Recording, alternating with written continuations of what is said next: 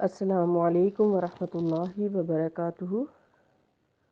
نحمدہ ونصلی علی رسول الکریم، اما بعد فاعوذ باللہ من الشیطان الرجیم، بسم اللہ الرحمن الرحیم۔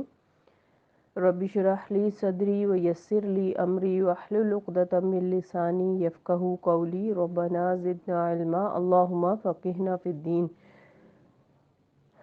چھٹا پارہ سورہ نساء چل رہی ہے، آیت نمبر 148۔ لا یحب اللہ الجہر بالسوء من القول الا من ظلم وکان اللہ سمیعا علیما۔ اللہ یہ پسند نہیں کرتا کہ آدمی بدگوئی پر زبان کھولے الا یہ کہ کسی پر ظلم کیا گیا ہو، اور اللہ سب کچھ سننے اور جاننے والا ہے۔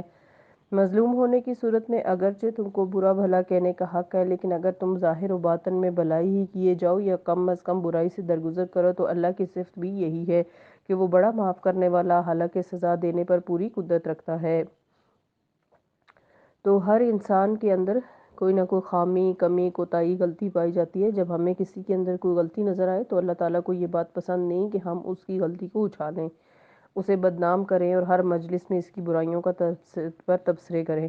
جب ہمیں کسی میں کوئی خامی نظر آئے تو ہمارا فرض یہ بنتا ہے کہ ہم اسے نصیحت کریں، امر بالمعروف و نہی عن المنکر کریں۔ نصیحت کے دو طریقے ہوتے ہیں، ایک ہے سب کے سامنے اور ایک ہے تنہائی میں۔ سب کے سامنے اگر نصیحت کرنی ہو تو نام لیے بغیر عمومی انداز میں کرنی چاہیے، کہ جیسے ہم کہیں کہ ہم سب کو ایسے کرنا چاہیے۔ اور اگر اس طرح بھی دوسرے شخص کی بدنامی کا اندیشہ ہو تو ایسی صورت میں انسان کو تنہائی میں الگ بٹھا کر خیر خواہی کے ساتھ نصیحت کرنی چاہیے، تاکہ دوسرے کی عزت پامال نہ ہو اور وہ احساس کمتری کا شکار نہ ہو۔ اللہ سبحانہ وتعالیٰ نے ہمارا دین جو دین اسلام ہے، سلامتی والا دین ہے، بہت خوبصورت دین ہے۔ اس میں ہمیں کچھ حرمتوں کا پاس رکھنے کو کہا گیا ہے۔ اللہ تعالیٰ نے جو بہترین شریعت ہمیں دی ہے، اس کے کچھ مقاصد ہیں جنہیں مقاصد شریعت کہا جاتا ہے۔ شریعت کے جتنے بھی احکامات ہیں جو ہم نے 5ویں پارے میں پڑھے تھے، تو یہ جتنے بھی قاعدے ہیں ان سب کے کچھ مقاصد ہیں، کچھ وجوہات ہیں جن کی بنا پر یہ احکامات ہمیں دیے گئے ہیں۔ کچھ کام کرنے کے کہے گئے اور کچھ کاموں سے ہمیں روکا گیا ہے۔ ان میں سے ایک عزت کی حفاظت، حسب نسب کی حفاظت، جان کی حفاظت، مال کی حفاظت، دین کی حفاظت، یعنی انسان کی عزت و عصمت کی حفاظت ہمارے دین نے ہم پر لازم کی ہے۔ خصوصاً مومن کی عزت و عصمت کی حفاظت، اس لیے اسے بدنام کرنا، طعنے دینا، اس کی غیبت اور چغلی کرنا اور اس کے خلاف بری باتیں مشہور کرنا ناپسندیدہ ہے۔ جان کی حفاظت تاکہ وہ اللہ تعالیٰ کی دی ہوئی زندگی سے اس دنیا میں لطف اندوز ہو سکے، اسی لیے قتل کی حرمت کا ہم نے قانون پڑھا۔ پھر اسی طرح دین کی حفاظت، اس کے لیے ہمیں پورا دین دیا گیا ہے اور ایسی چیزوں سے ہمیں روکا گیا ہے جن سے ہم دین سے دور ہو جائیں، یعنی شیطان کی بندگی اور پیروی سے دور رہنے کا، اس سے بچنے کا حکم دیا گیا ہے۔ اسی طرح حسب نسب کی حفاظت کا حکم دیا گیا اور زنا کو حرام قرار دیا گیا ہے۔ تو یہ اپنی ذات کے اندر بذات خود ایک تفصیلی مضمون ہے۔ خلاصہ یہ ہے کہ اللہ تعالیٰ نے جتنی بھی حرمتوں کی پابندی ہم پر رکھی ہے وہ دراصل ہمارے فائدے کے لیے ہے۔ اور انہی حرمتوں میں سے ایک حرمت اللہ تعالیٰ کے بندوں کی عزت اور عصمت کی حفاظت ہے، اور پھر یہ بھی کہ اللہ سبحانہ وتعالیٰ بندوں کو دن رات معاف کرتا رہتا ہے، تو بندوں سے بھی وہ کیا پسند کرتا ہے، کیا چاہتا ہے کہ بندے بھی ایک دوسرے کو معاف کر دیا کریں، یعنی کیونکہ بعض اوقات غلطی کسی کی بھی ہوتی ہے اور کسی اور کے ساتھ وہ شخص زیادتی کر رہا ہوتا ہے، لیکن بعض اوقات وہ شخص آپ کے ساتھ زیادتی کر رہا ہوتا ہے، اس صورت میں معاف کرنا اور بھی مشکل ہوتا ہے۔ اللہ سبحانہ وتعالیٰ فرماتے ہیں کہ اللہ تعالیٰ کو پسند نہیں کہ کوئی آدمی بری بات زبان سے نکالے الا یہ کہ کسی پر ظلم ہوا ہو۔ جب کوئی کسی کے ظلم کا شکار ہو تو ایسی صورت میں مظلوم انصاف کا طالب ہوگا، تو ظاہر ہے کہ ایسی صورت میں اسے اپنے اوپر ڈھائے جانے والے ظلم یا برائی کا ذکر کرنا پڑے گا، تو کچھ نہ کچھ ایسی باتیں منہ پر لانی پڑیں گی جو عمومی طور پر نہیں لانی چاہیے، جن کا لایا جانا اللہ تعالیٰ کو پسند نہیں۔ اللہ تعالیٰ سب کچھ سننے والا اور جاننے والا سمیع بصیر علیمہ ہے، یعنی یہ دو صفات کا یہاں پہ ذکر ہے۔ کہ ایسا نہ ہو کہ تم کسی ظلم کی داستان سناتے سناتے حد سے بڑھ جاؤ اور دوسرے پر ظلم کر بیٹھو، یعنی ابھی تم مظلوم ہو تو ایسا نہ ہو کہ ظالموں کی صف میں شامل ہو جاؤ حد سے زیادہ بات کر کے۔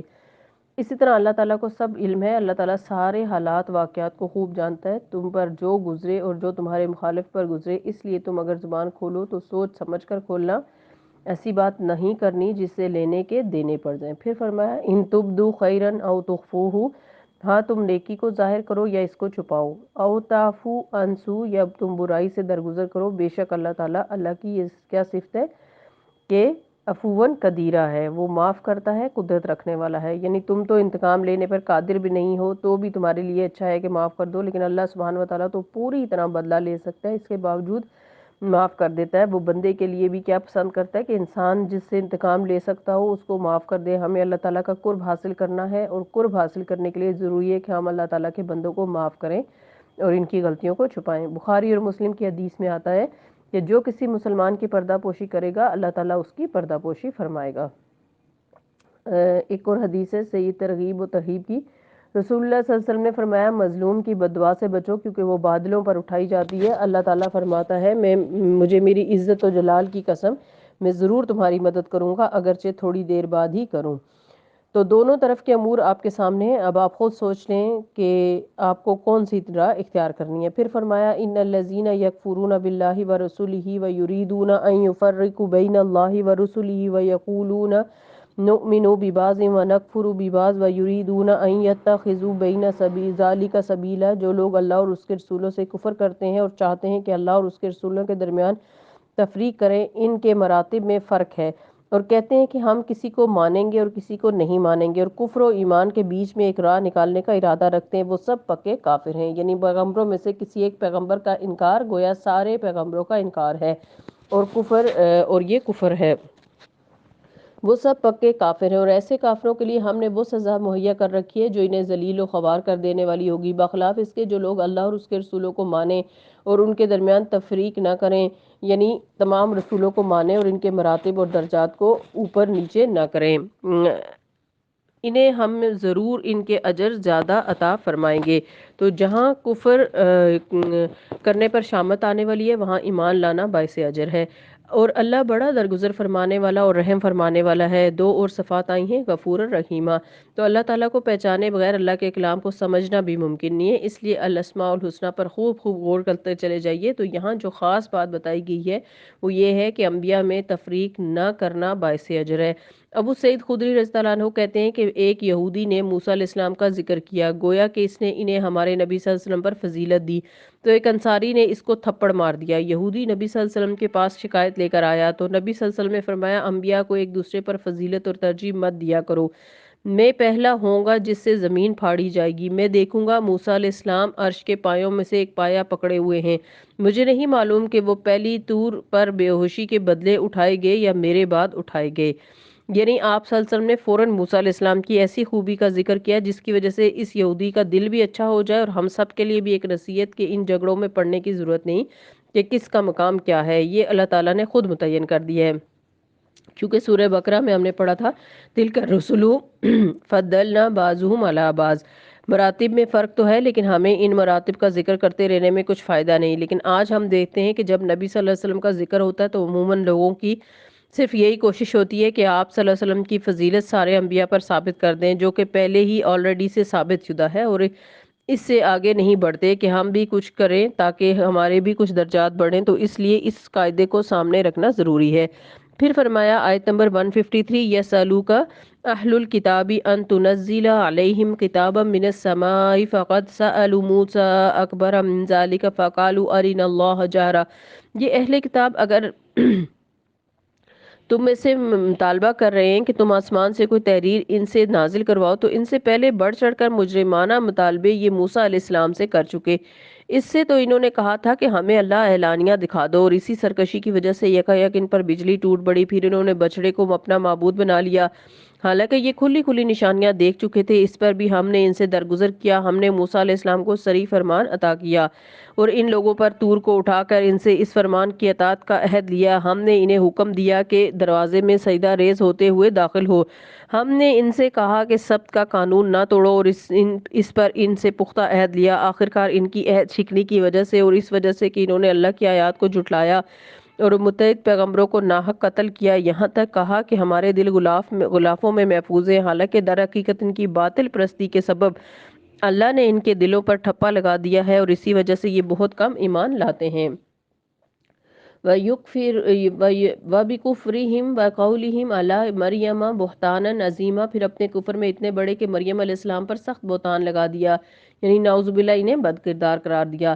وقولہم انا قتلنا المسیح عیسی ابن مریم رسول اللہ، اور انہوں نے خود کہا کہ ہم نے مسیح عیسیٰ ابن مریم رسول اللہ کو قتل کر دیا ہے، نعوذ باللہ۔ یعنی ان کی مجرمانہ ذہنیت اور جرت اتنی بڑی ہوئی تھی کہ رسول کو رسول جانتے ہوئے بھی اپنے تئیں قتل کر کے بہت فخر سے اس کا اظہار کر رہے تھے، حالانکہ فی الواقعہ انہوں نے نہ اسے قتل کیا تھا نہ صلیب پر چڑھایا تھا، بلکہ معاملہ ان پر مشتبہ کر دیا گیا، اور جن لوگوں نے اس کے بارے میں اختلاف کیا وہ بھی دراصل شک میں مبتلا ہیں۔ ان کے پاس اس معاملے میں کوئی علم نہیں، محض گمان ہی کی پیروی کرتے ہیں۔ وما قتلوہ، یقیناً انہوں نے اس کو قتل نہیں کیا۔ وما قتلوہ، یقیناً اس آیت کو بھی انڈرلائن کیجئے کہ بنی اسرائیل کا یہ قول انہوں نے عیسیٰ علیہ السلام کو قتل کیا، قرآن اس کی صریح تردید کر رہا ہے۔ عیسیٰ علیہ السلام زندہ آسمان پر اٹھائے گئے تھے، جیسا کہ اگلی آیت میں بیان کیا جا رہا ہے، بل رفعہ اللہ الیہ، بلکہ اللہ نے اس کو اپنی طرف اٹھا لیا۔ وکان اللہ عزیزا حکیما، اور ہے اللہ تعالیٰ زبردست حکمت والا۔ وَإِن مِّنْ أَهْلِ الْكِتَابِ إِلَّا لَيُؤْمِنُنَّ بِهِ قَبْلَ مَوْتِهِ، اور اہل کتاب میں سے کوئی ایسا نہیں جو اس کی موت سے پہلے اس پر ایمان نہ لے آئے گا۔ کس پر؟ عیسیٰ علیہ السلام کی بات ہو رہی ہے۔ ایک معنی یہ کیا جاتا ہے کہ عالم برزخ کو دیکھتے ہی وہ ایمان لے آئیں گے، یعنی مرنے کے بعد شاید اسے عیسیٰ علیہ السلام ان کو دکھائے جائیں گے اور وہ انہیں مان لیں گے۔ دوسرا اس کا یہ مطلب کیا جاتا ہے کہ عیسیٰ علیہ السلام جب دوبارہ دنیا میں آئیں گے تو اس وقت سب ان پر ایمان لے آئیں گے۔ وَيَوْمَ الْقِيَامَةِ يَكُونُ عَلَيْهِمْ شَهِيدًا، اور وہ قیامت کے دن ان پر گواہی دیں گے، یعنی ان کے خلاف گواہی دیں گے۔ عیسیٰ علیہ السلام کا دوبارہ اترنا جو ہے اس کا ذکر متواتر حدیث میں ملتا ہے، یعنی بہت کثرت کے ساتھ حدیث ہیں جس سے یہ پتہ چلتا ہے کہ عیسیٰ علیہ السلام دوبارہ دنیا میں نازل ہوں گے۔ مثلا ایک حدیث میں آتا ہے، صحیح مسلم کی حدیث ہے، اللہ مسیح ابن مریم کو بھیجے گا اور وہ سفید مینار پر دمشق کے مشرق کی جانب اتریں گے، 2 زرد کپڑے پہنے ہوئے ہوں گے اور اپنے دونوں ہاتھ فرشتوں کے بازوں پر رکھے ہوئے ہوں گے، یعنی آرام سے اتریں گے، اور جب اتریں گے تو پھر ان کے بعد اللہ تعالیٰ نے ان کے ذمہ جو ڈیوٹیز لگائی ہوں گی واپس آ کر ان کو وہ سر انجام دیں گے۔ اور وہ کیا ہے؟ نبی صلی اللہ علیہ وسلم نے فرمایا، جو لوگوں سے اسلام کے لیے قتال کریں گے، صلیب توڑیں گے اور خنزیر کو قتل کریں گے، جزیہ موقوف کر دیں گے، اللہ تعالیٰ ان کے زمانے میں اسلام کے علاوہ دیگر سب دینوں کو ختم کر دے گا اور وہ مسیح کو ہلاک کر دیں گے۔ نبی صلی اللہ علیہ وسلم نے فرمایا کہ وہ لوگوں سے اسلام کے لیے قتال کریں گے، یعنی وہ دین اسلام پر ہوں گے، نہ یہودیت پر نہ نصرانیت پر، صلیب توڑیں گے جو کہ ان کے ماننے والوں نے ان کے ناموں پر بدعت ایجاد کر لی تھی، اور خنزیر کو ہلاک کریں گے، یعنی اس کلچر کو ختم کر دیں گے، اور اللہ تعالیٰ نے جو حرام قرار دیا ہے وہ بھی اس کو حرام قرار دیتے ہوئے ختم کر دیں گے، جزیہ موقوف کر دیں گے۔ اللہ تعالیٰ ان کے زمانے میں اسلام کے علاوہ دیگر سب دینوں کو ختم کر دے گا، یعنی صرف ایک ہی دین اس وقت دنیا میں رہ جائے گا اور وہ ہے اسلام، اور سب سے بڑا کام جو وہ کریں گے وہ کیا ہے؟ دجال کو ہلاک کرنا، وہ آ کر دجال کو ہلاک کریں گے۔ فَبِظُلْمٍ مِّنَ الَّذِينَ هَادُوا حَرَّمْنَا عَلَيْهِمْ طَيِّبَاتٍ أُحِلَّتْ لَهُمْ وَبِصَدِّهِمْ عَن سَبِيلِ اللَّهِ، غرض ان یہودی بن جانے والوں کے اسی ظالمانہ رویے کی بنا پر، اور اس بنا پر کہ یہ باکثرت اللہ کے راستے سے روکتے ہیں اور سود لیتے ہیں جس سے انہیں منع کیا گیا ہے، اور لوگوں کے مال ناجائز طریقے سے کھاتے ہیں، ہم نے بہت سی پاکیزہ چیزیں ان پر حرام کر دی جو پہلے ان کے لیے حلال تھی۔ تو اس سے کیا پتہ چلتا ہے کہ انسان جب دنیا میں اللہ تعالیٰ کی نافرمانی کرتا ہے تو اس کی پاداش میں اللہ تعالیٰ بعض اوقات اسے رزق سے محروم کر دیتے ہیں، کچھ نعمتوں سے محروم کر دیتے ہیں، کچھ خیر اور بھلائی کے کاموں سے اسے محروم کر دیتے ہیں، اور یہاں خاص طور پر یہ کہا گیا کہ کچھ چیزیں جو پہلی شریعتوں میں حلال تھیں یا اس سے پہلے شرعی طور پر ان کے لیے حلال تھیں وہ ان کے لیے حرام کر دی گئی، حالانکہ وہ پاکیزہ تھیں، ان کے استعمال میں کوئی حرج بھی نہیں تھا۔ تو پھر ہمارے کرنے کے کیا کام ہیں کہ ہر حال میں اللہ تعالیٰ کی حرمتوں کی پابندی کرنی چاہیے، حلال کو حلال اور حرام کو حرام قرار دینا چاہیے، ورنہ جو شخص اللہ تعالیٰ کے حرام کو حلال اور پھر اللہ تعالیٰ حرام کرتا ہے اور پھر اللہ تعالیٰ اپنے مخصوص طریقے سے اس کے لیے بعض حلال بھی حرام کر دیتا ہے، یعنی ہو سکتا ہے کہ بعض غذائیں جو حلال ہوں لیکن اسے ایسی بیماریاں لگ جائیں کہ وہ انہیں کھا ہی نہ سکے، اور بھی اسی طرح مختلف نعمتوں سے محرومی ہو سکتی ہے۔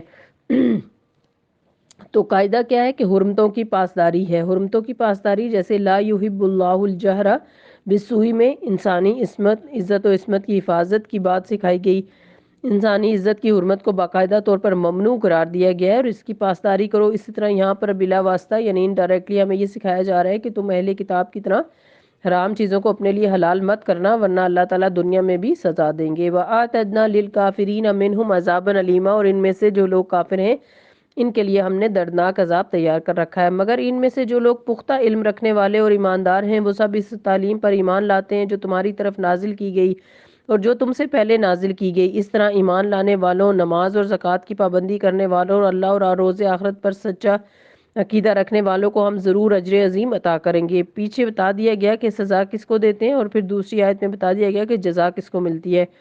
وہ جو اللہ تعالیٰ کی قائم کردہ حدود کی پابندی کرتے ہیں، فرائض کو پوری طرح ادا کرتے ہیں، نماز اور روزے کا اہتمام کرتے ہیں، اپنے ایمان کو درست رکھتے ہیں، ایسے لوگوں کے لیے اجر عظیم ہے۔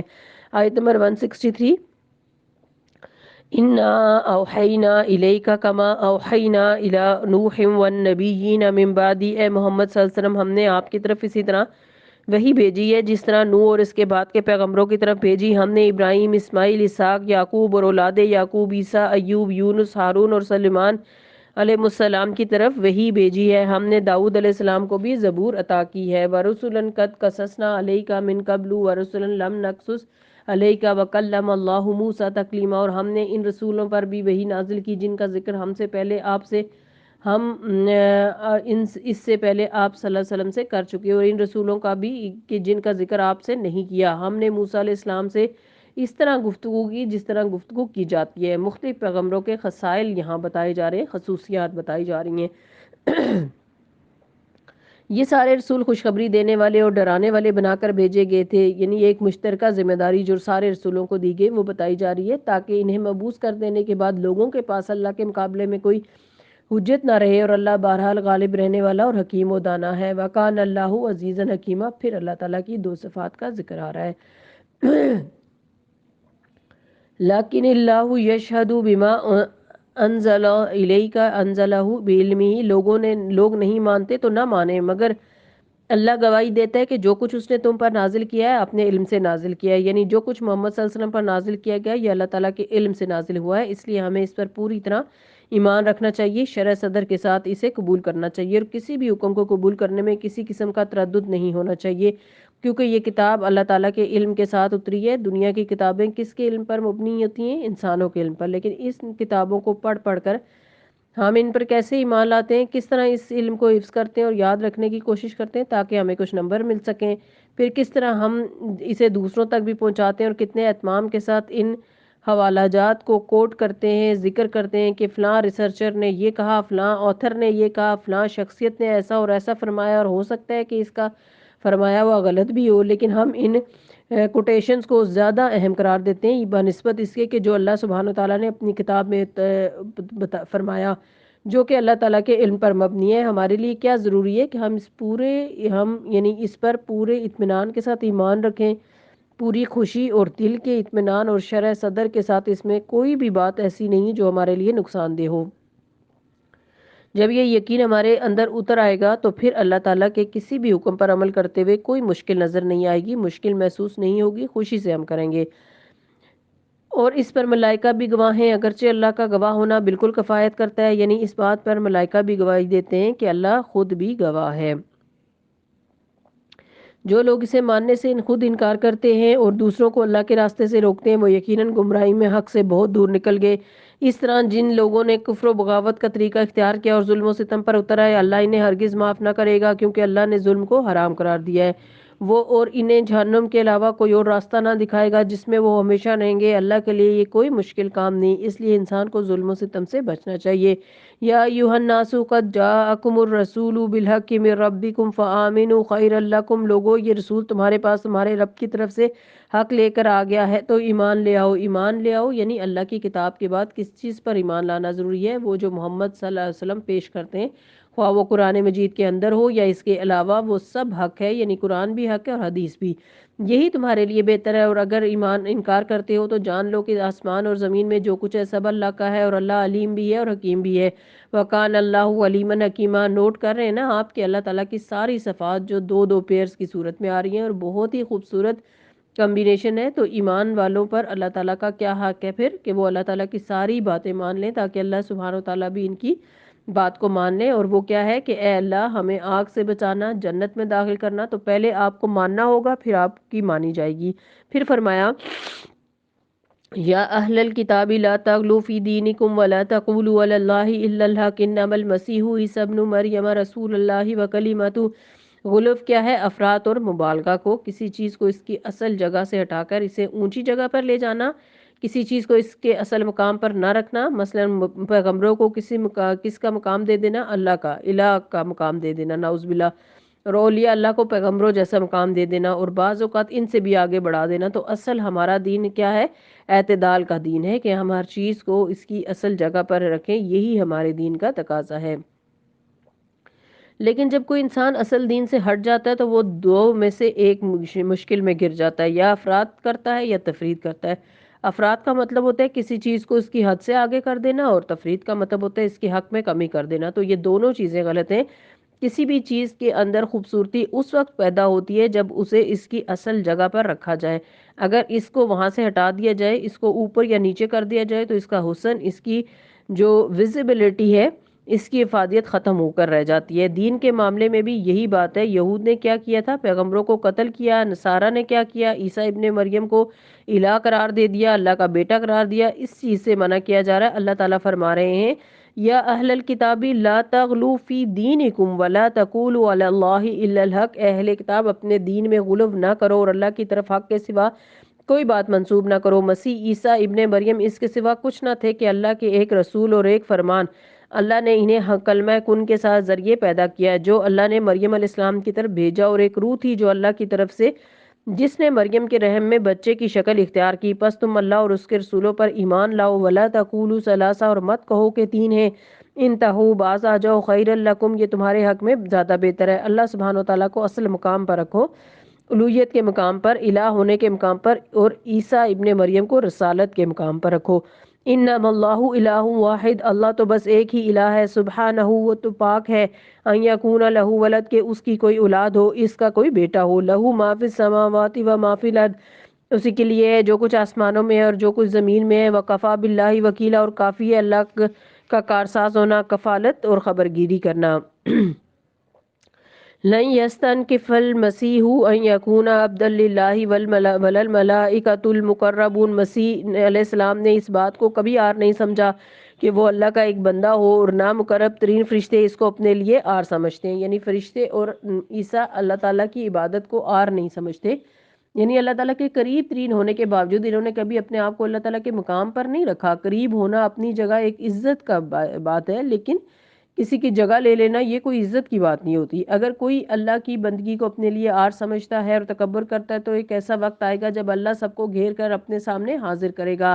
تو ہم سب کے لیے مسیح علیہ السلام کے اس عمل میں کیا نمونہ ہے کہ انہوں نے اللہ تعالیٰ کی عبادت کو، اللہ تعالیٰ کی فرما برداری، اللہ کے احکامات کی پابندی، اللہ تعالیٰ کے آگے جھکنے کو کبھی اپنے لیے عار نہیں سمجھا۔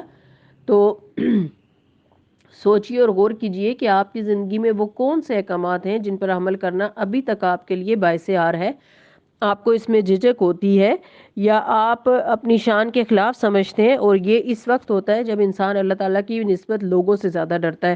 مثلاً خواتین کے لیے حجاب کے بغیر اپنے آپ کو پیش کرنا بعض اوقات یوں محسوس ہوتا ہے کہ یہ زیادہ کانفیڈنٹ گین کر رہی ہیں، کانفیڈنس گین کر رہی ہیں، یا ہم بہت بے باک ہیں اور ہم بے لباس ہو کر بھی بہت اعتماد سے بات کر سکتے ہیں، اور اس کے برعکس حجاب اوڑھنا، حیا کے تقاضوں کو پورا کرنا، یا شرم کی وجہ سے کچھ باتوں کو نہ کر پانا، اس کو عام طور پر کیا سمجھا جاتا ہے؟ باعث عار سمجھا جاتا ہے۔ تو جن چیزوں کو معاشرہ عزت کا مقام دیتا ہے، ضروری نہیں کہ ہمارے لیے بھی وہ عزت کا مقام ہو۔ کس کی نگاہ میں عزت تلاش کرنی ہے؟ یبتغون عندهم العزہ، کیا وہ لوگوں کے پاس عزت تلاش کرتے ہیں؟ فإن العزت للہ جمیعا، سورہ نساء میں فرمایا عزت تو ساری کی ساری اللہ کے پاس ہے۔ تو کبھی بھی اللہ تعالیٰ کے کسی بھی حکم پر، خواہ وہ نماز کا ہو، جیسے دیکھیں لوگ عام طور پہ شادیوں میں جاتے ہیں، فنکشنز میں جاتے ہیں، تو وہاں سوچتے ہیں کہ اب میں کیسے سب کے بیچ میں سے اٹھ کے نماز پڑھنے کے لیے جاؤں، کیسے نماز پڑھوں، حالانکہ اس میں کوئی عار کی بات نہیں ہے۔ آپ کو فوراً اٹھنا چاہیے، ہو سکتا ہے آپ کو دیکھ کے کسی اور کو بھی یاد آ جائے اور وہ بھی اپنی نماز پڑھ لے اور آپ کو بھی اجر ہو اس کی نماز پڑھنے کا۔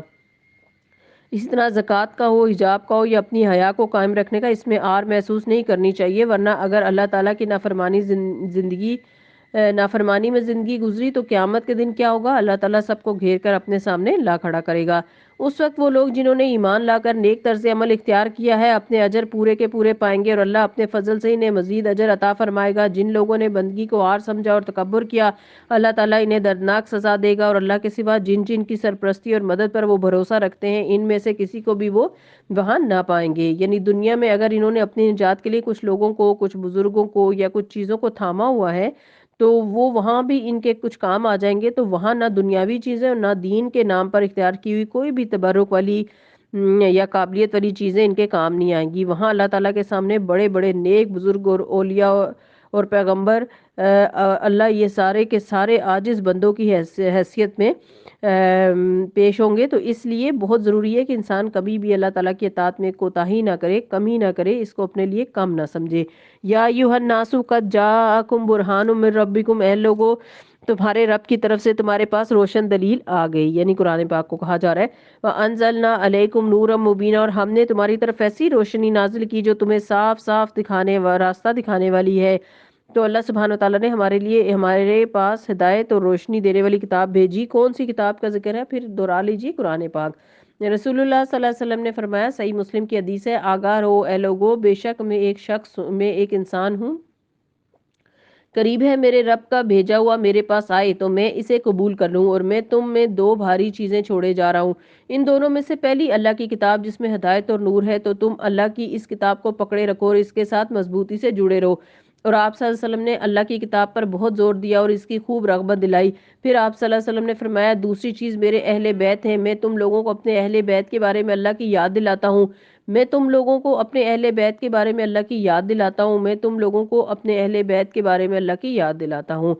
تو رسول اللہ صلی اللہ علیہ وسلم نے فرمایا، آگاہ رہو کہ اے لوگو، بے شک میں ایک انسان ہوں، قریب ہے میرے رب کا بھیجا ہوا میرے پاس آئے تو میں اسے قبول کر لوں، یعنی اللہ کی طرف سے بلانے کے لیے آئے تو میں اس کی بات مان لوں، یعنی اللہ مجھے اس دنیا سے آگے لے جائیں، فوت کر دیں۔ اور میں تمہیں دو بھاری باتیں چھوڑے جا رہا ہوں، ان دونوں میں پہلی اللہ تعالیٰ کی کتاب ہے جو ہدایت اور نور ہے، تو اللہ کی اس کتاب کو پکڑے رکھو، اس کے ساتھ مضبوطی سے جڑے رہو، صرف رمضان کے مہینے میں نہیں، ہمیشہ کے لیے اس کتاب کو اپنے ساتھ رکھو۔ اور آپ صلی اللہ علیہ وسلم نے اللہ کی کتاب پر بہت زور دیا اور اس کی خوب رغبت دلائی۔ نبی صلی اللہ علیہ وسلم نے صحابہ کرام رضوان اللہ تعالیٰ اجمعین کو بہت تاکید کی کہ وہ اس کتاب کو تھام کر رکھیں، مضبوطی سے اس کے ساتھ جڑے رہیں۔ پھر آپ صلی اللہ علیہ وسلم نے فرمایا، دوسری چیز میرے اہل بیت ہیں، میں تم لوگوں کو اپنے اہل بیت کے بارے میں اللہ کی یاد دلاتا ہوں۔ اور تاکید کے لیے آپ صلی اللہ علیہ وسلم نے یہ بات 3 مرتبہ فرمائی۔ گویا آپ صلی اللہ علیہ وسلم نے قرآن مجید اور اہل بیت کے حقوق کی طرف بھی توجہ دلائی۔ حقیقت یہ کہ قرآن پاک ایک ایسی روشنی ہے کہ ہمارے دل میں، ہماری سوچوں میں جب بھی کوئی الجھن پیدا ہوتی ہے، کوئی اندھیرا آتا ہے، کسی چیز پر پریشانی ہوتی ہے، اور ادھر آپ قرآن مجید کھولتے ہیں، پڑھنے لگتے ہیں، تو یوں لگتا ہے کہ ایک کے بعد ایک آپ کے سوال کا جواب دے دیا گیا ہے۔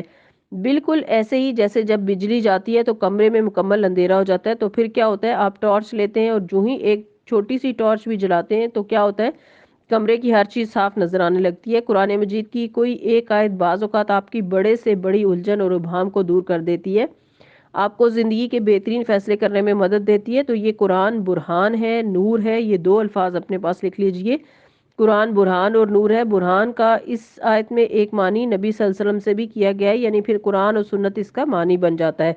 قرآن ایک ایسی روشنی ہے جو انسان کو زندگی کے ہر الجھن میں، ہر اندھیرے میں ایک صحیح فیصلہ کرنے کے قابل بنا دیتی ہے۔ بہت خوبصورت آیت آ رہی ہے 175۔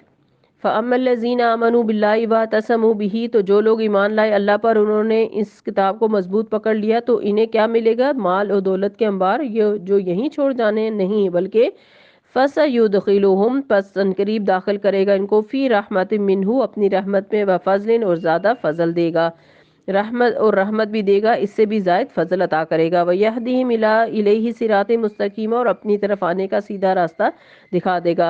اگر ہم سب اللہ تعالیٰ سے محبت کرتے ہیں اور اللہ تعالیٰ کی طرف جانا چاہتے ہیں تو قرآن مجید کے بغیر نہیں جا سکتے۔ یہی کتاب روشنی بخشتی ہے اور یہی کتاب اللہ تعالیٰ کی طرف لے جانے کے لیے راہیں ہموار کرتی ہے، اور جب انسان اللہ تعالیٰ کے قریب ہو جاتا ہے تو دنیا میں بھی رحمتیں برسنے لگتی ہیں اور آخرت میں بھی امید لگ جاتی ہے۔ یستفتونک، وہ آپ صلی اللہ علیہ وسلم سے فتویٰ مانگتے ہیں، قل اللہ یفتیکم فی الکلالہ، کہہ دیجئے اللہ تعالیٰ تمہیں کلالہ کے بارے میں فتویٰ دیتے ہیں۔ کلالہ سے مراد ایسی خاتون ہے جس کا نہ شوہر ہو نہ ہی اولاد ہو، اگر کوئی شخص بے اولاد مر جائے اور اس کی ایک بہن ہو تو وہ اس کے ترکے میں سے نصف پائے گی، اور اگر بہن بے اولاد مرے تو بھائی اس کا وارث ہوگا۔ اگر میت کی وارث دو بہنیں ہوں تو وہ ترکے میں سے 2/3 کی حقدار ہوں گی۔ اگر کئی بھائی بہن ہوں تو عورتوں کا 1 اور مردوں کے 2 حصے ہوں گے۔ اور تمہارے لیے احکام کی وضاحت کرتا ہے تاکہ تم بھٹکتے نہ پھرو۔ اللہ تمہارے لیے احکامات کی وضاحت کرتا ہے تاکہ تم بھٹکتے نہ پھرو، اور اللہ ہر چیز کا علم رکھتا ہے۔ یعنی پہلے نور، ہدایت اور روشنی کی بات کر کے زندگی کے اہم ترین مسئلے میں فوری طور پر ہدایت دے دی گئی، اور اس سے قرآن مجید کی افادیت اور بھی زیادہ اندازہ کیا جا سکتا ہے کہ یہ صرف ہمارے خیالوں کو روشن نہیں کرتا اور صرف ہمارے لیے دل کی خوشی کا باعث نہیں، بلکہ زمینی حقائق جو بار بار ہمارے سامنے آتے ہیں مختلف مسائل کی صورت میں، جو گھروں کے اندر پریشانیوں کا باعث بنتے ہیں، ان میں بھی بہت واضح قانون دیتا ہے۔ نہ تیری بات نہ میری، بلکہ صرف اور صرف اللہ کی بات، تو سب ہی اسی پر راضی ہو جاتے ہیں۔ ٹھیک ہے، اگر اللہ تعالیٰ نے ہمارا یہ حصہ مقرر کیا ہے تو ہمیں اس پر کوئی اعتراض نہیں۔ اور یہاں پر آپ دیکھیے کہ عورتوں اور مردوں دونوں کے حصوں کو اللہ تعالیٰ نے خود الگ الگ کر کے واضح کر کے بتا دیا کہ کس کو کتنا ملے گا۔ اس میں نہ بہن کو ناراض ہونے کی ضرورت ہوتی ہے نہ بھائی کو، اور ورنہ اگر یہ فیصلے اللہ تعالیٰ بندوں پر چھوڑ دیتے تو کیا ہوتا؟ جو بھی فیصلہ کرتا وہی برا بنتا کہ اس نے انصاف نہیں کیا۔ تو یہاں سب اللہ تعالیٰ نے کر دیا اور ہم سب اس پر ایمان لے آئیں اور اس کے مطابق اپنی زندگی بسر کریں تو بہت سے جھگڑے گھروں میں خود بخود ختم ہو جائیں گے۔ یہاں ہماری سورہ النساء کمپلیٹ ہوتی ہے۔ سورہ المائدہ، مائدہ کہتے ہیں دسترخوان کو۔ یہاں پر چونکہ اس سورت کے اندر موسیٰ علیہ السلام کی قوم نے ایک دسترخوان کی طلب کیا تھا اللہ تعالیٰ سے، تو اسی نسبت سے اس سورت کا نام سورہ مائدہ رکھا گیا ہے۔ بسم اللہ الرحمن الرحیم۔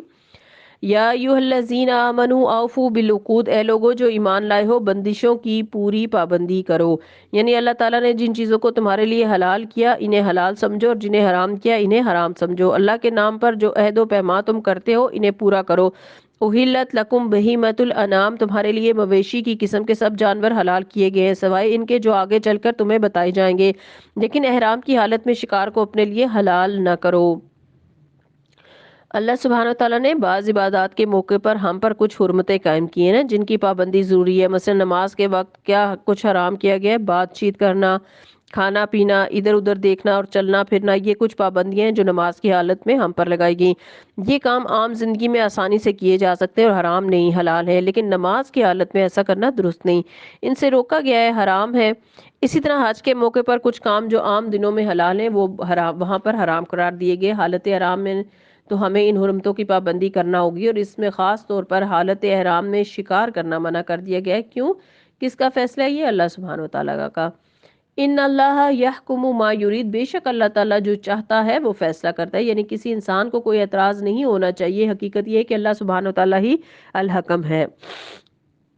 یا ایھا الذین آمنوا لا تحلوا شعائر اللہ، اے لوگو جو ایمان لائے ہو اللہ تعالیٰ کی نشانیوں کو بے حرمت نہ کرو۔ کوئی بھی ایسی چیز جسے دیکھ کر رب کی یاد آتی ہو شاعر اللہ کہتے ہیں۔ اے لوگو جو ایمان لائے ہو شاعر اللہ کو بے حرمت نہ کرو، نہ حرام مہینوں میں سے کسی کو حلال کرو، نہ قربانی کے جانوروں پر دست درازی کرو، نہ ان جانوروں پر ہاتھ ڈالو جن کی گردنوں میں نظر اللہ کی علامت کے طور پر پٹے پڑے ہوئے ہیں، نہ ان لوگوں کو چھیڑو جو اپنے رب کے فضل اور اس کی خوشنودی کی تلاش میں مقام محترم یعنی کعبہ کی طرف جا رہے ہوں۔ ہاں جب احرام کی حالت ختم ہو جائے تو تم شکار کر سکتے ہو۔ اس آیت میں بھی حرمات کا ذکر ہے کہ کن کن چیزوں کو اللہ نے حرام قرار دیا ہے۔ ہمارے لیے کیا حکم ہے؟ ہم ان حرمتوں کی پاسداری کریں اور ان کی پابندی کریں۔ جس چیز کو اللہ تعالیٰ نے حرام قرار دیا اسے حرام سمجھے، کیونکہ یہ اللہ تعالیٰ کا حکم ہے، اس کی عبادت ہے، اور ان حرمتوں کی پاسداری دراصل اس کی عبادت کے لیے ہے۔ عبادت صرف کچھ کرنے کا نام نہیں ہوتی، کچھ نہ کرنا یعنی ڈونٹس کا نام بھی، کچھ امور کو مت کرو جن سے روکا گیا ہے وہ بھی عبادت یہ لاتی ہے۔ وَلَا يَجْرِمَنَّكُمْ شَنَآنُ قَوْمٍ أَن صَدُّوكُمْ عَنِ الْمَسْجِدِ الْحَرَامِ أَن تَعْتَدُوا وَتَعَاوَنُوا عَلَى الْبِرِّ وَالتَّقْوَىٰ وَلَا تَعَاوَنُوا عَلَى الْإِثْمِ وَالْعُدْوَانِ وَاتَّقُوا اللَّهَ إِنَّ اللَّهَ شَدِيدُ الْعِقَابِ۔ اور دیکھو کہ ایک گروہ نے جو تمہارے لیے مسجد حرام کا راستہ بند کر دیا تھا، یعنی جب مسلمان مکہ سے مدینہ چلے گئے تو وہاں پھر واپس آنے کی اجازت نہیں تھی، حج اور عمرہ نہیں کر پا رہے تھے، اور پھر خاص طور پر صلح حدیبیہ کے موقع پر جب نبی صلی اللہ علیہ وسلم 1400 لوگوں کو لے کر صرف عمرے کے ارادے سے نکلے تو ان کا راستہ بند کر دیا گیا۔ ان کی طرف اشارہ ہے کہ جنہوں نے یعنی مکہ والوں نے جنہوں نے تمہارے لیے مسجد حرام کا راستہ بند کیا، تمہیں عمرے سے محروم کر دیا، اس پہ تمہارا غصہ تمہیں اتنا مشتعل نہ کر دے کہ تم بھی ان کے مقابلے میں ناروا زیادتیاں کرنے لگو۔ یعنی ظلم نہیں کر سکتے، زیادتی نہیں کر سکتے، ہاں جتنا کوئی تمہارے ساتھ برا کرتا ہے اس کا بدلہ لینے کی تمہیں اجازت ہے، لیکن ظلم کو اللہ تعالیٰ نے حرام قرار دیا ہے۔ حرمتوں کی پاسداری کرو۔ وَتَعَاوَنُوا عَلَى الْبِرِّ وَالتَّقْوَىٰ، جو کام نیکی اور اللہ ترسی کے ہیں ان میں سب سے تعاون کرو۔ بہت خوبصورت اصول ہے، اس کو بھی اپنے پاس نوٹ کر لیجئے کہ کوئی بھی شخص خواہ ہمارا دوست ہو یا دشمن، ہماری پسند کا ہو یا ناپسند کا، اگر وہ کوئی اچھا کام کر رہا ہے تو بغیر کسی تعصب کے اس کا ساتھ دینا چاہیے، کیا اس کے فائدے کے لیے یا اپنے فائدے کے لیے۔ اسے تو شاید تھوڑا ہی فائدہ پہنچے لیکن زیادہ فائدہ ہمیں پہنچے گا، کیونکہ کسی بھی انسان کے انصاف پسند ہونے کی علامت یہ ہے کہ وہ نیکی، خیر اور بھلائی کے کاموں کو بڑھاتا ہے اور اس کا ساتھ دیتا ہے۔ وہ یہ نہیں دیکھتا کہ کرنے والا کون ہے، وہ یہ دیکھتا ہے کہ وہ کیا کر رہا ہے۔ اگر کوئی بھی شخص اچھا کام کر رہا ہے، خواہ وہ تمہاری دشمن قوم سے ہی کیوں نہ ہو، تو تم خیر اور بھلائی کے کام میں اس کا ساتھ دے سکتے ہو۔ نبی صلی اللہ علیہ وسلم دور جہالت میں ایک معاہدے میں حصہ بنے تھے جس کو حلف الفضول کہا جاتا ہے۔ نبوت کے بعد بھی آپ صلی اللہ علیہ وسلم فرمایا کرتے تھے کہ اگر آج بھی مجھے حلف الفضول جیسے کسی معاہدے میں شمولیت کی پیشکش کی جائے تو میں قبول کروں گا۔ تو آپ صلی اللہ علیہ وسلم نے فرمایا اگر آج بھی مجھے کسی ایسے معاہدے کی دعوت دی جائے تو میں قبول کروں گا، یعنی اگر غیر مسلم بھی کسی اچھی چیز پر اکٹھے ہو رہے ہوں جو مجموعی طور پر انسانیت کی بھلائی کی خاطر ہو تو اس میں ان کا ساتھ دینے میں کوئی حرج نہیں ہے۔ ہاں جس چیز سے روکا گیا ہے وہ کیا ہے کہ گناہ اور زیادتی کے کام، کسی بھی ظلم کی بات میں کسی کی مدد نہ کرو۔ وَلَا تَعَاوَنُوا عَلَى الْإِثْمِ وَالْعُدْوَانِ، اور جو گناہ اور زیادتی کے کام ہیں ان میں کسی سے تعاون نہ کرو۔ صرف ایسا نہیں کہ کسی غیر مسلم سے، کسی مسلم سے بھی نہ کرو، یعنی اگر مسلمان بھی گناہ اور زیادتی کے کام کر رہے ہیں تو ہرگز ان کا ساتھ نہ دو۔ کسی مسلم کو تو کیا اپنے بہن اور بھائی سے بھی نہ کرو، اپنے ماں باپ سے بھی نہیں کرو۔ وَاتَّقُوا اللَّهَ إِنَّ اللَّهَ شَدِيدُ الْعِقَابِ، اللہ سے ڈرو، اس کی سزا بہت سخت ہے۔ تو اس سے کیا پتہ چلتا ہے کہ اگر غلط کام ہو رہا ہو یا کوئی بھی غلط کام کر رہا ہو تو اس کی مدد نہیں کرنی چاہیے۔ مثلا اگر ایک لڑکی کسی لڑکے کو چھپ کر فون کر رہی ہے دوست کا فون لے کر، تو دوست کو اسے فون دینا چاہیے؟ نہیں دینا چاہیے۔ کیوں؟ چاہے وہ یہ دھمکی دے کہ میں تم سے دوستی ختم کر لوں گی تو کر لے، ایک طرف اللہ تعالیٰ کا حکم ہے اور دوسری طرف انسانوں کی دوستی ہے، تو کسی کو آپ چوز کریں گی؟ یعنی انسانوں کی دوستی کو چوز کریں گی یا اللہ تعالیٰ کو؟ یقیناً اللہ کو، لیکن اس وقت ہم بھول جاتے ہیں، پھر انسانوں کو ترجیح دیتے ہیں۔ اور اگر آپ کی کوئی مشین کسی غلط کام میں، حرام کام میں استعمال ہو رہی ہے تو کیا آپ اس پر راضی رہیں گے؟ کرنے دیں گے؟ امر بالمعروف و نہی عن المنکر نہیں کریں گے؟ آپ روکیں گے نہیں اسے؟ اگر آپ کے ذریعے سے کوئی برائی پھیل رہی ہے، فحاشی پھیل رہی ہے، گناہ کے کام ہو رہے ہیں، کیا آپ اس میں حصہ دار ہیں یا نہیں ہے نا؟ اگر آپ اس کو کسی بھی طرح پروموٹ کر رہے ہیں تو آپ کا بھی نام اس میں ہے۔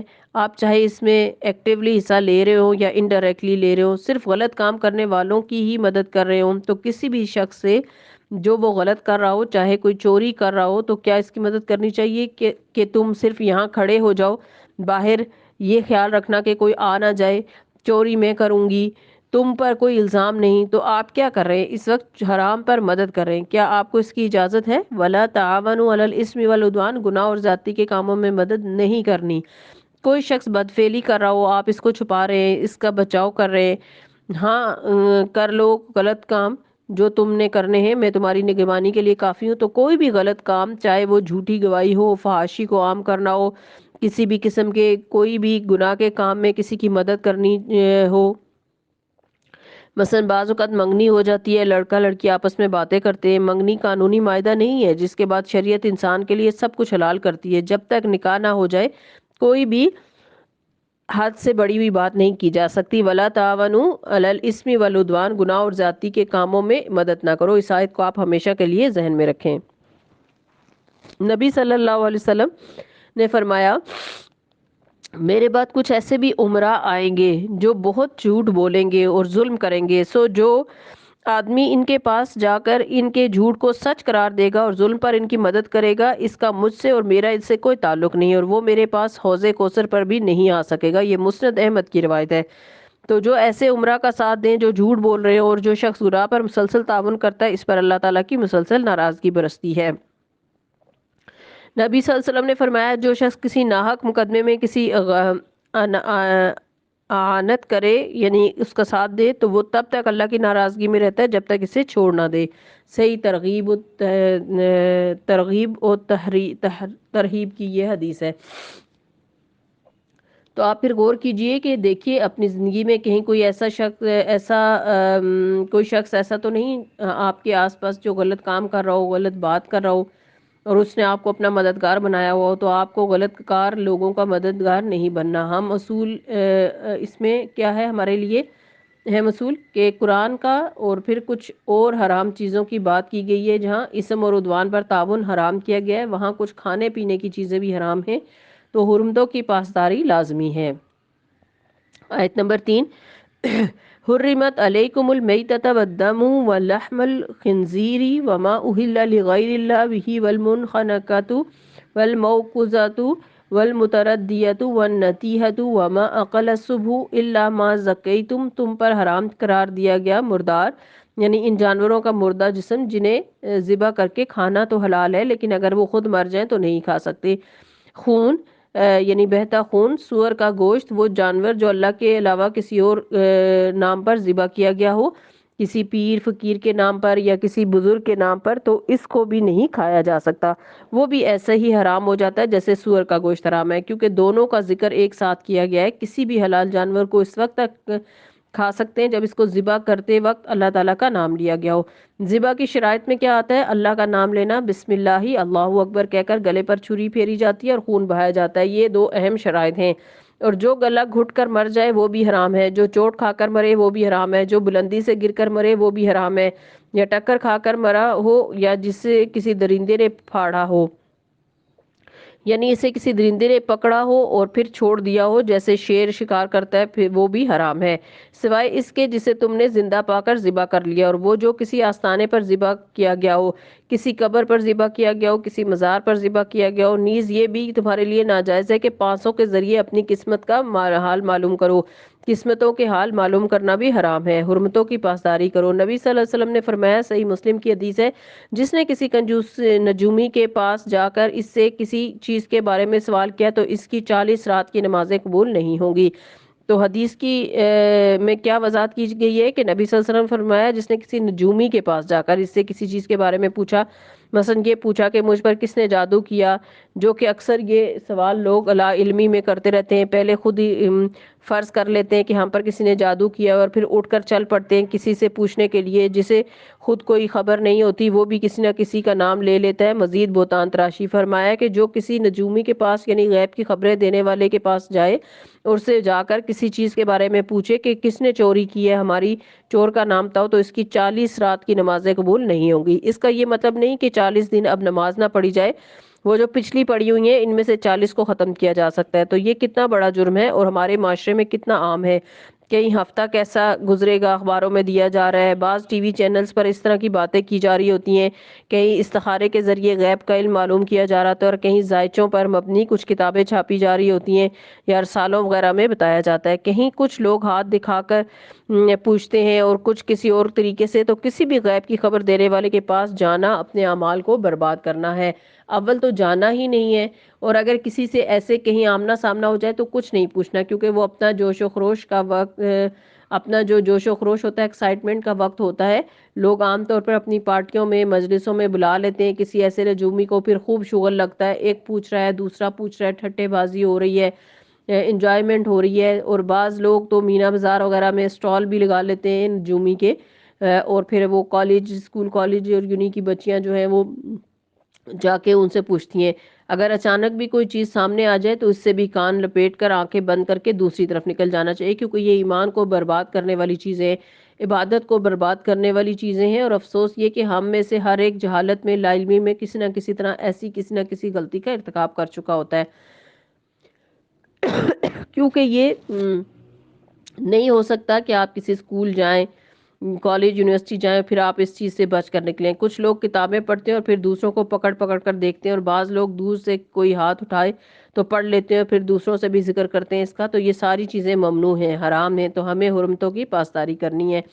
व अंतस्तक़सिमू बिल अज़लाम, और ये कि पांसों के ज़रिए अपनी किस्मत मालूम करो, यानी तीरों के ज़रिए जुए वगैरह से मना किया गया है। असल में हमारे यहाँ तो इस्तिखारा किया जाता है, تو دورے جہالت میں کچھ تیر رکھے ہوتے تھے کعبہ کے پاس، ایک پر لکھا ہوتا تھا افعل یعنی کر لو، دوسرے پر لکھا ہوتا تھا لا تفعل نہ کرو۔ تو جب پوچھنا ہوتا تھا کہ یہ کام کرے یا نہ کرے تو جا کر اس تیر کو گرایا جاتا تھا، اس میں سے اگر لا تفعل اوپر آ جاتا تو کہہ دیا جاتا یہ کام نہیں کرنا۔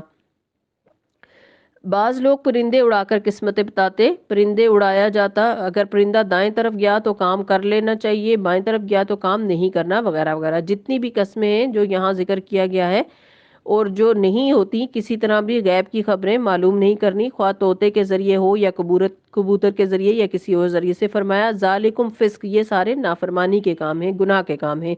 نبی صلی اللہ علیہ وسلم نے فرمایا جو شخص کسی کاہن یا نجومی کے پاس جائے اور اس کی باتوں کی تصدیق کرے تو گویا اس نے محمد صلی اللہ علیہ وسلم پر نازل ہونے والی شریعت سے کفر کیا۔ مسند احمد کی یہ روایت ہے، یعنی گویا اس نے دین کا انکار کر دیا، شرعی کفر میں شامل ہو گیا۔ تو یہ معمولی بات نہیں ہے، یہ مزاح نہیں ہے، لطف اندوز ہونا نہیں ہے، یہ حرام چیز ہے۔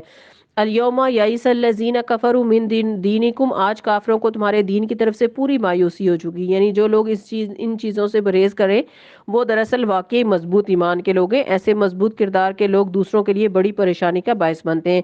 فلا تخشوہم، جب وہ تم پر الزام تراشی کریں، باتیں بنائیں تو ان سے مت ڈرو، تو ان لوگوں سے نہ ڈرو۔ وخشونی، اور مجھ سے ڈرو یعنی اللہ سے ڈرو، کسی کے دباؤ میں آ کر ایسا کوئی کام نہ کرو۔ الیوم اکملت لکم دینکم واتممت علیکم نعمتی رضیت لکم الاسلام دینا، آج میں نے تمہارے دین کو تمہارے لیے مکمل کر دیا اور اپنی نعمت تم پر تمام کر دی، تمہارے لیے اسلام کو تمہارے دین کی حیثیت سے قبول کر لیا، لہٰذا حرام اور حلال کی قیود تم پر عائد کی گئی ہیں، ان کی پابندی کرو۔ تو اس آیت سے پتہ چلتا ہے کہ ہمارا دین مکمل کر دیا گیا ہے، کوئی چیز نبی صلی اللہ علیہ وسلم نے ایسی نہیں چھوڑی جس کی ہمیں ضرورت تھی اور آپ بتانا بھول گئے ہوں۔ عبداللہ بن مسعود رضی اللہ عنہ سے روایت ہے، رسول اللہ صلی اللہ علیہ وسلم نے فرمایا، سلسلۃ الصحیحہ کی حدیث ہے، جو چیز تمہیں جنت کے قریب کر سکتی ہے میں نے تمہیں اس کا حکم دے دیا ہے، اور جو چیز تمہیں جہنم کے قریب کر سکتی تھی اس سے منع کر دیا ہے۔ تو ہر اس چیز کے بارے میں اللہ کے رسول نے ہمیں بتا دیا ہے، ہر وہ کام موجود ہے۔ یہ الگ بات ہے کہ ہم جاہل ہیں، ہم اسے نہ پڑھیں نہ جاننے کی کوشش کریں اور نہ وہ سب کچھ بتا دیا گیا ہے، ورنہ اب جو جنت میں جانا چاہتا ہے اس کے لیے بھی احکامات صاف صاف موجود ہیں کہ کیا کیا کام کر کے تم اس راستے کی طرف جا سکتے ہو، اور جو جہنم سے بچنا چاہتا ہے اس کے لیے بھی سارے احکامات موجود ہیں۔ اس آیت سے دوسری بات یہ پتہ چل رہی ہے کہ دین میں کوئی نئی گنجائش نہیں ہے، کسی نئی چیز کو جو نبی صلی اللہ علیہ وسلم سے ثابت نہ ہو اسے دین میں داخل نہیں کیا جا سکتا، دین کے نام پر، عبادت کے نام پر یا عقیدے کے نام پر۔ امام مالک رحمہ اللہ کہتے ہیں کہ جس نے اسلام میں بدعت ایجاد کی اور اسے اچھا سمجھا تو اس نے یہ سمجھا کہ محمد صلی اللہ علیہ وسلم نے پیغام رسالت میں خیانت کی، کیونکہ اللہ تعالیٰ کا فرمان ہے کہ آج میں نے تمہارے دین کو تمہارے لیے مکمل کر دیا ہے۔ تو جو اس دن نہ تھا، یعنی جس دن یہ دین مکمل ہوا وہ آج بھی دین نہیں ہے، اور آج 1400 سال بعد بھی وہ دین نہیں ہے جو محمد صلی اللہ علیہ وسلم کے وقت میں دین نہیں تھا۔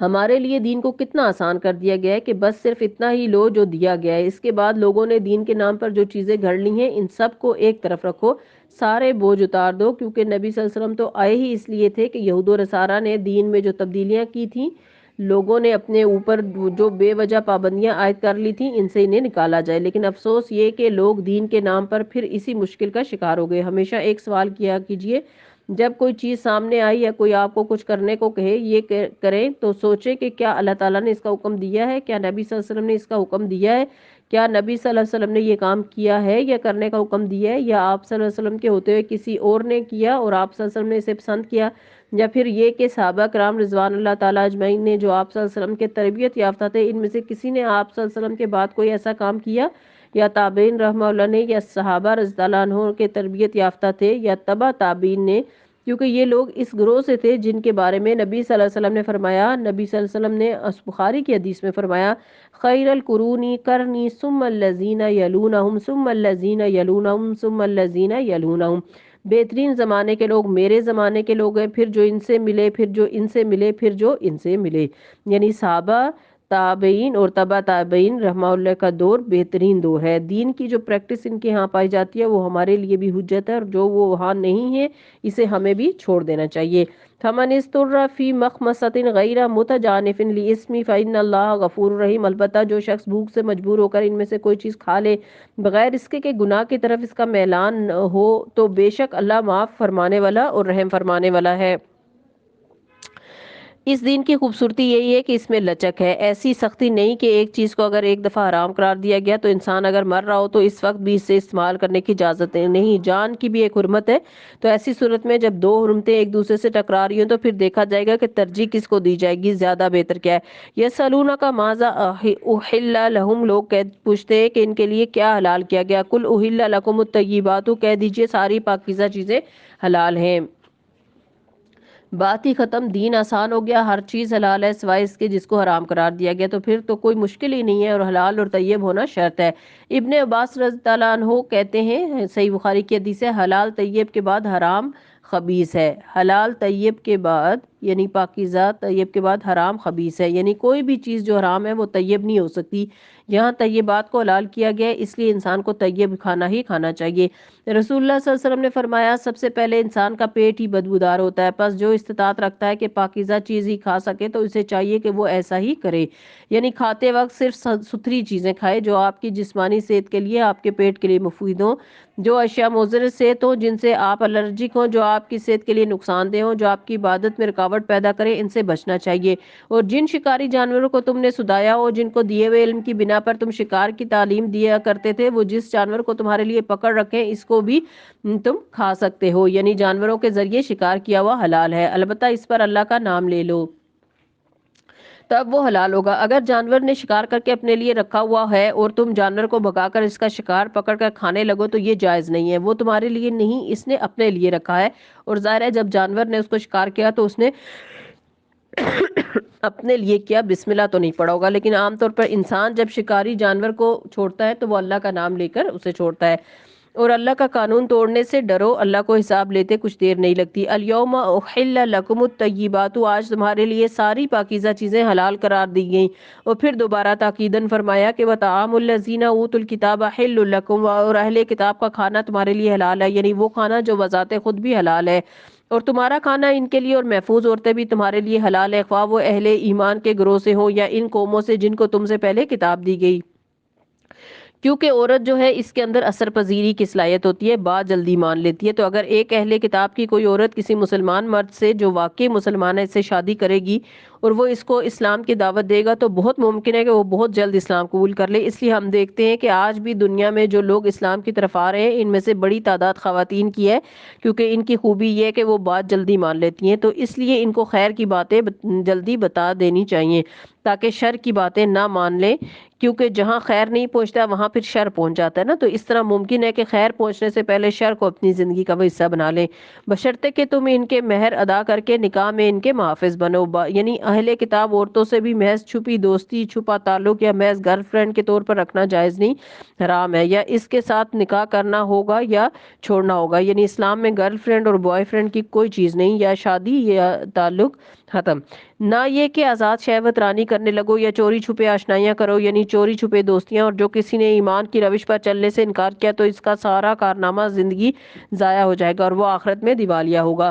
یا ایھا الذین آمنوا اذا قمتم الی الصلاۃ فاغسلوا وجوہکم، اے لوگو جو ایمان لائے ہو جب تم نماز کے لیے اٹھو تو چاہیے کہ اپنے منہ اور ہاتھ کونیوں تک دھو لو، سروں پر ہاتھ پھیرو اور پاؤں ٹخنوں تک دھو لیا کرو، اگر جنابت کی حالت میں ہو تو نہا کر پاک ہو جاؤ۔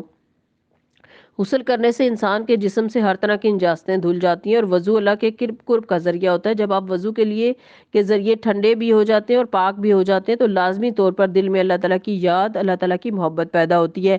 اور اگر بیمار ہو یا سفر کی حالت میں ہو تو تم میں سے کوئی شخص رفع حاجت کر کے آئی، یا تم نے عورتوں کو ہاتھ لگایا ہو اور پانی نہ ملے تو پاک مٹی سے کام لو، بس اس پر ہاتھ مار کر اپنے منہ اور ہاتھوں پر پھیر لیا کرو۔ اللہ تم پر زندگی کو تنگ نہیں کرنا چاہتا، وہ چاہتا ہے کہ تمہیں پاک کرے اور اپنی نعمت تم پر تمام کر دے، شاید کہ تم شکر گزار بنو۔ اس سے یہ پتہ چلتا ہے کہ وضو ظاہری اور باطنی طہارت کا ذریعہ ہے۔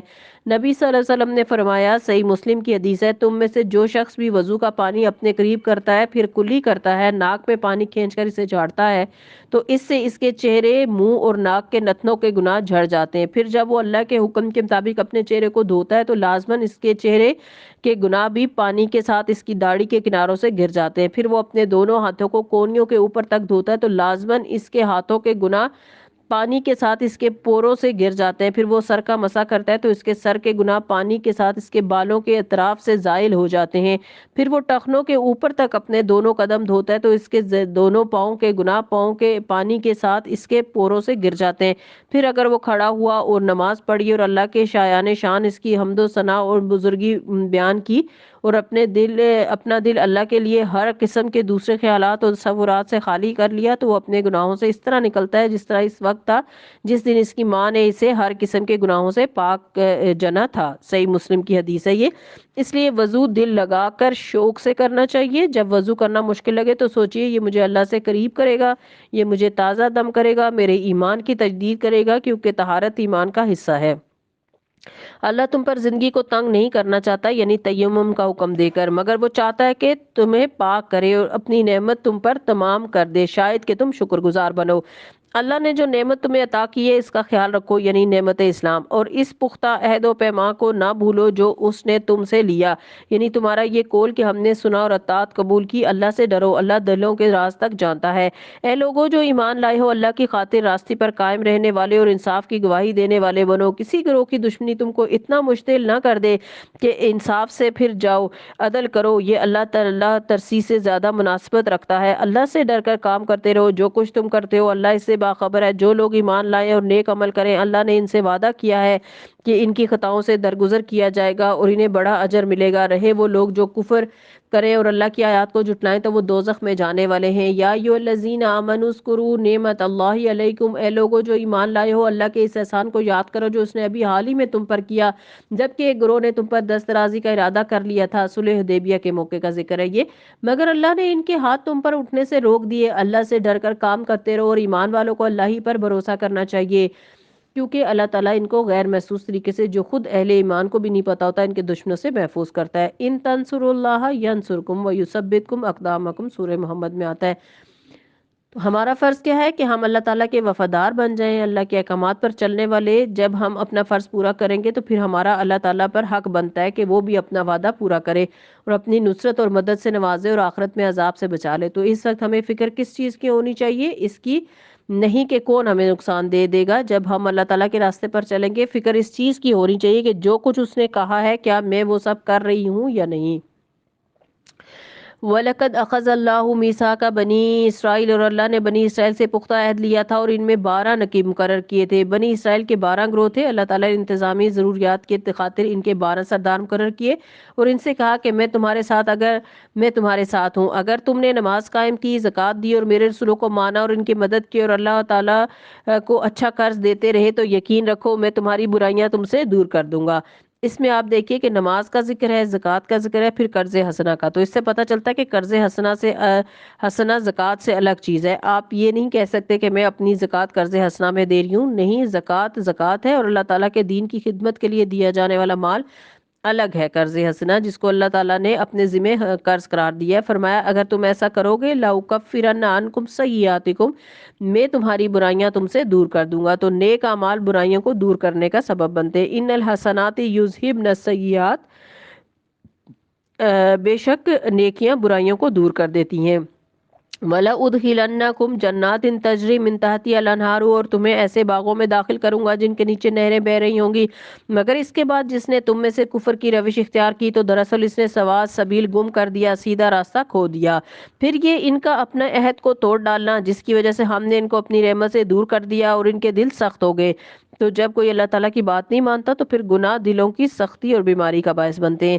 اب ان کا حال یہ ہے کہ الفاظ کا الٹ پھیر کر کے بات کو کہیں سے کہیں لے جاتے ہیں۔ جو تعلیم انہیں دی گئی تھی اس کا بڑا حصہ بھول چکے ہیں اور آئے دن تمہیں ان کی خیانت کا پتہ چلتا رہتا ہے۔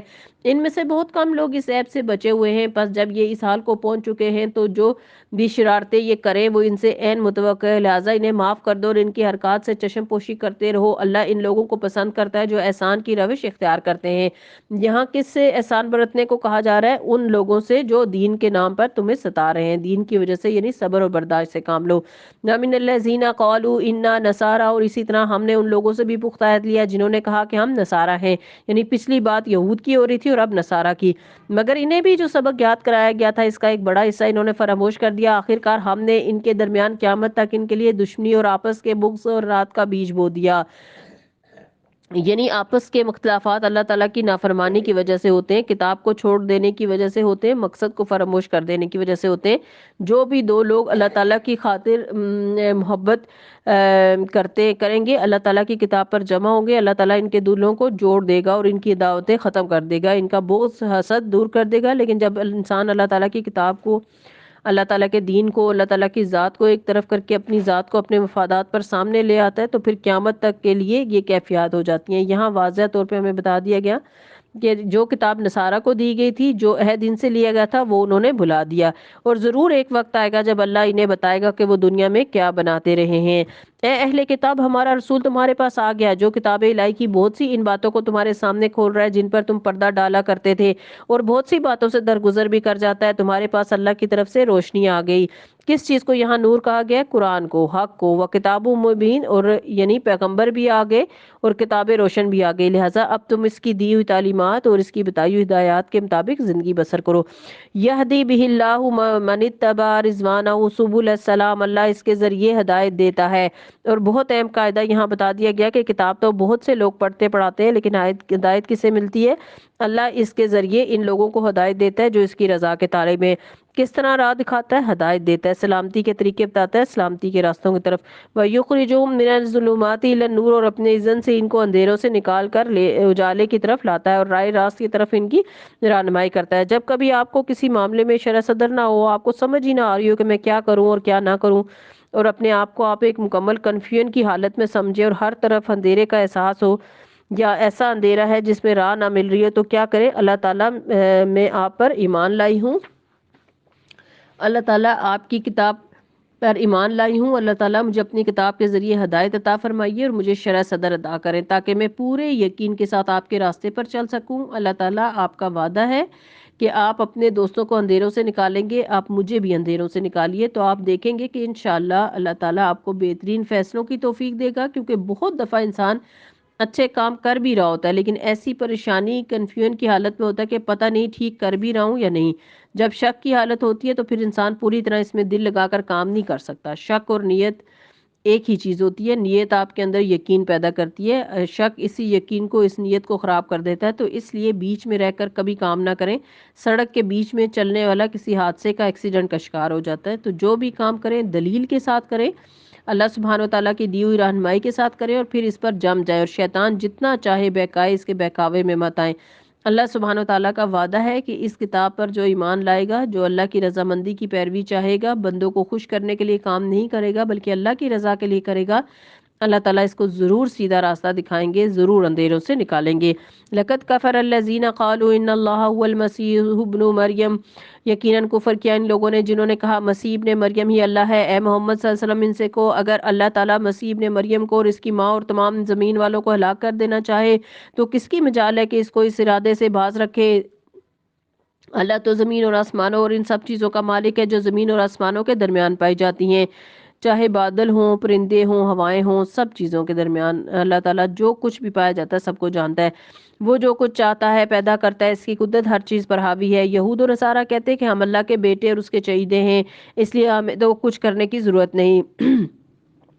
جیسے ہم مسلمان کیا سمجھتے ہیں کہ ہم امت محمدیہ صلی اللہ علیہ وسلم سے ہیں، اس لیے ہمیں کیا کرنا چاہیے؟ آرام سے بیٹھ جانا چاہیے، کیونکہ آپ صلی اللہ علیہ وسلم ہمارے لیے شفاعت کا حق رکھا ہوا ہے اور آپ صلی اللہ علیہ وسلم ہمیں نجات دلا دیں گے۔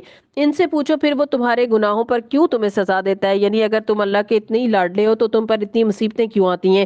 در حقیقت تم بھی ویسے ہی انسان ہو جیسے اور انسان اللہ نے پیدا کیے، وہ جسے چاہتا ہے معاف کر دیتا ہے اور جسے چاہتا ہے سزا دیتا ہے۔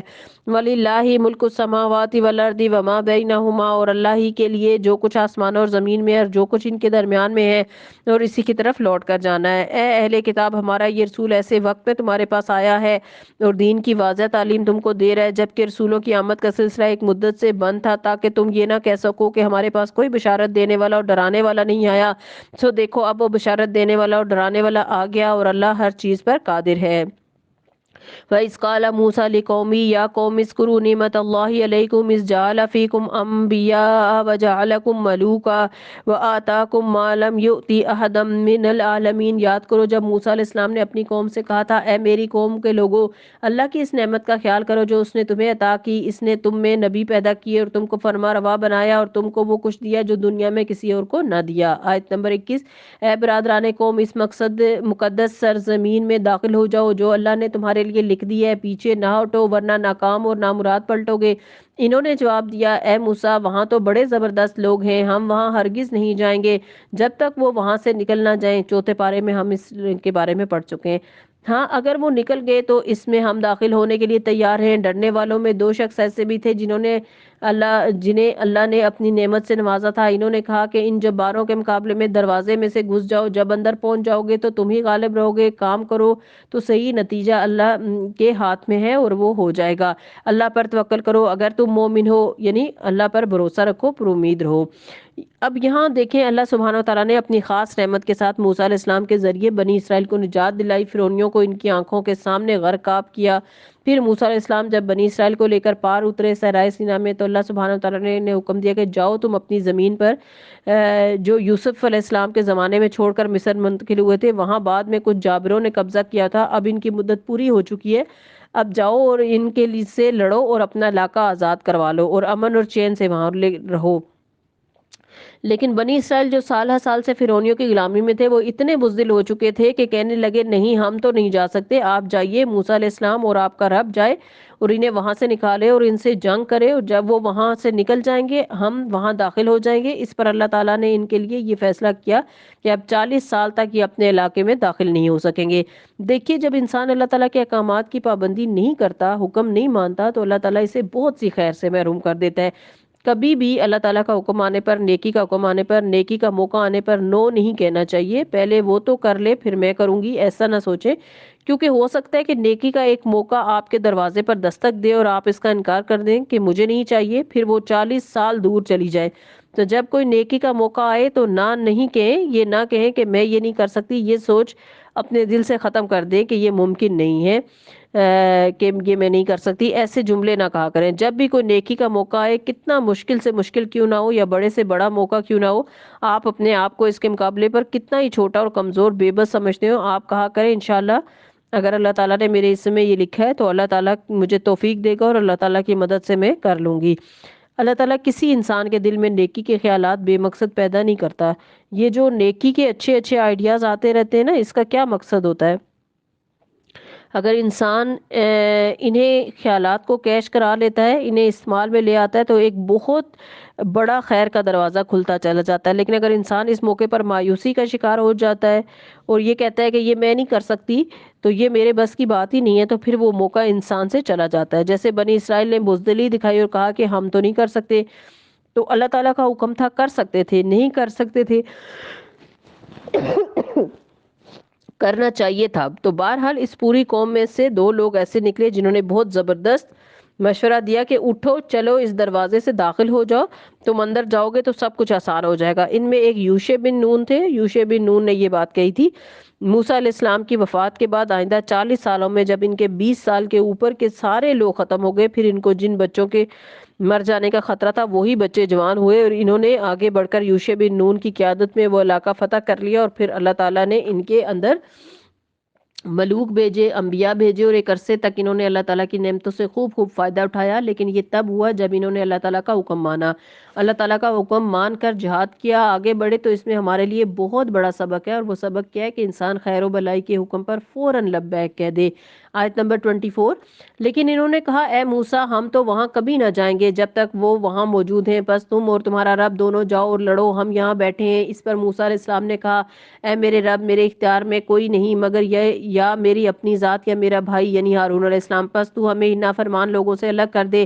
اللہ تعالیٰ نے جواب دیا اچھا، تو وہ ملک ان پر 40 40 سال تک حرام ہے، یہ زمین میں مارے مارے پھریں گے، 40 سال تک اس زمین میں نہ جا سکیں گے اور ان کا اپنا بھی کوئی وطن نہ ہوگا۔ مصر سے تو نکل آئی، ہجرت تو ہو گئی، آگے کوئی ٹھکانہ نہیں، 40 سال صحرا میں پھر کر ان کے بچے جب پلیں گے اور صحرائی مشقتوں کے بعد جب ان کی ٹریننگ ہو چکی ہوگی وہ یہ کام کریں گے۔ پچھلا واقعہ اس سے یہ پتہ چلتا ہے کہ جب انسان اللہ تعالیٰ کی مدد پر بھروسہ رکھ کر اللہ تعالیٰ کے حکم پر لبیک کہہ دیتا ہے تو اللہ تعالیٰ اس کے اس عمل میں بے پناہ برکت پیدا کر دیتا ہے اور اس کی صلاحیتوں اور طاقتوں میں بھی اضافہ کرتا ہے۔ اگر جیسا کہ اگلے واقعے سے ہمیں پتہ چلتا ہے چلے گا، اور اگر انسان مایوس ہو جاتا ہے اور دل ہار دیتا ہے تو پھر نیکی کے موقع بھی کھو دیتا ہے، گنوا دیتا ہے۔